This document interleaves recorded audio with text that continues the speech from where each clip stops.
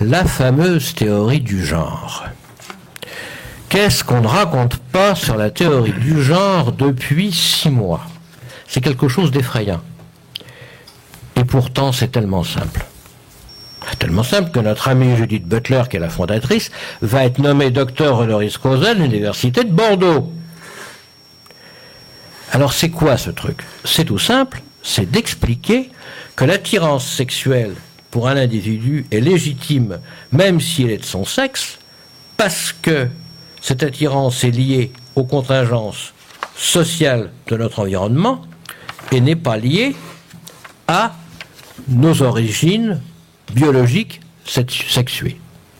Bon, c'est un peu curieux, et ça m'a rappelé un certain nombre de choses que j'ai trouvées un petit peu curieuses, parce que quand on regarde les gens qui sont là-dedans, il y a quand même beaucoup de points communs. Alors j'ai mis les pieds dans le plat, et je dois rendre hommage à notre ami Franck Abed qui parlera demain, et il n'y a pas d'autre mot, je vais le dire vulgairement, c'est la seule personne que je connaisse qui a eu les couilles de passer l'article que j'ai fait. C'est après quoi il a été repris par Michel Janvin sur le Salon Belge, ça c'est autre chose. La théorie du genre est une théorie ethnique qui vise à légitimer l'homosexualité. Point barre. Elle est le fruit, et uniquement le fruit, de lesbiennes juives américaines. Cherchez pas plus loin. Ça commence non pas avec Judith Butler, mais ça commence avec une scénariste névrosée qui a fait 3 tentatives de suicide, qui s'appelait Dorothy Parker, née Rothschild. Ce après quoi, vous retrouvez toute une kyrielle de gens derrière Judith Butler, qui sont toutes des personnes ethniquement compatibles, si vous voyez ce que je veux dire, et qui toutes sont parties de l'idée de Simone de Beauvoir dans le deuxième siècle, dans le deuxième sexe, pardon, oui, parce que le deuxième siècle va venir après, vous allez voir pourquoi. On n'en est pas femme, on le devient. Oui, bon, c'est en forgeant qu'on devient forgeron, etc. C'est la même formule. Il est évident que Simone de Beauvoir faisait référence à ce qu'était une femme dans l'ensemble de son contexte, à travers son éducation, ses privilèges et attributs sociaux, etc. Elle n'a jamais parlé du sexe biologique de la femme. Et en plus, c'était déjà un affreux plagiat. Parce que d'où vient cette fameuse histoire « on ne naît pas de chaise, on le devient ». Un certain Tertullien, au IIe siècle, d'où mon cafouillage, qui a dit ça à propos du christianisme, dans ses textes d'Apollonius. On ne naît pas chrétien, on le devient. Et ça a été repris par Simone de Beauvoir.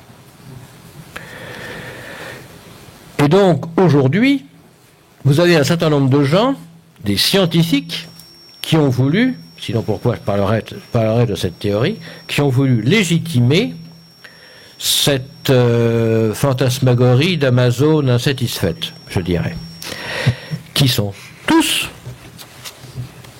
des homosexuels, en général californiens, qui sont à 9/10 des lesbiennes juives.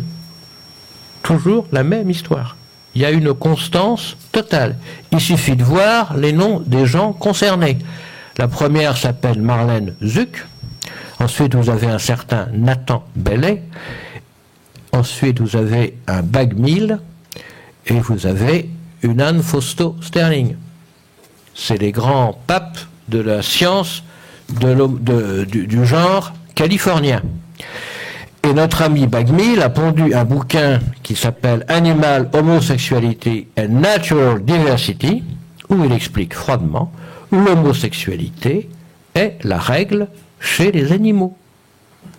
Alors, je ne sais pas où il a vu ça, je ne vais pas perdre mon temps à aller disséquer toutes ces histoires-là, mais c'est vraiment complètement aberrant. Et ça reprend finalement ce que la fameuse Dorothy Parker avait énoncé avant de se suicider pour la 3e fois. L'hétérosexualité n'a rien de normal, elle est juste courante.